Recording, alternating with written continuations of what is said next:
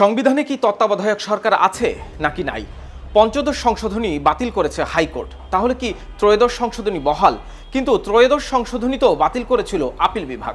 রাষ্ট্রের সর্বোচ্চ আইন কর্মকর্তা অ্যাটর্নি জেনারেল বলছেন, সুপ্রিম কোর্টের ক্ষমতা আছে তত্ত্বাবধায়ক সরকার কখন থেকে কার্যকর করবেন সেই গাইডলাইন দেওয়ার। 1996 সাল আওয়ামী লীগ সহ বিরোধীদের তুমুল আন্দোলনের মুখে সংবিধানে ত্রয়োদশ সংশোধনী আনে সে সময়ের বিএনপি সরকার। এর মাধ্যমে তত্ত্বাবধায়ক সরকার ব্যবস্থা অন্তর্ভুক্ত হয়। 1996, 2001 আর 2008 সালের নির্বাচন হয় তত্ত্বাবধায়ক সরকারের অধীনে। 111 সরকারের পর আওয়ামী লীগ ক্ষমতা নিয়ে সেই তত্ত্বাবধায়ক সরকার বাতিলেরই উদ্যোগ নেয়।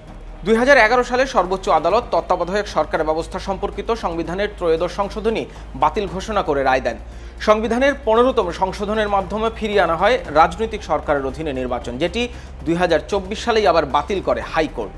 জুলাই আগস্টের গণঅভ্যুত্থানের পর ত্রয়োদশ সংশোধনী বাতিলের রায় পুনর্বিবেচনা চেয়ে আবেদন করেন সুশাসনের জন্য নাগরিক সুজনের সম্পাদক বদিউল আলম মজুমদার সহ 5 ব্যক্তি। পরে যুক্ত হয়েছেন রাজনৈতিক ব্যক্তিরাও। এই আবেদনের উপর মঙ্গলবার ও বুধবার শুনানি হয়। আপিল বিভাগ লিভ মঞ্জুর করে আপিল শুনানির সিদ্ধান্ত দেন। আদালত বলেছেন, আগামী 21 অক্টোবর আপিল শুনানির জন্য কার্যতালিকার শীর্ষে থাকবে এই আবেদনটি।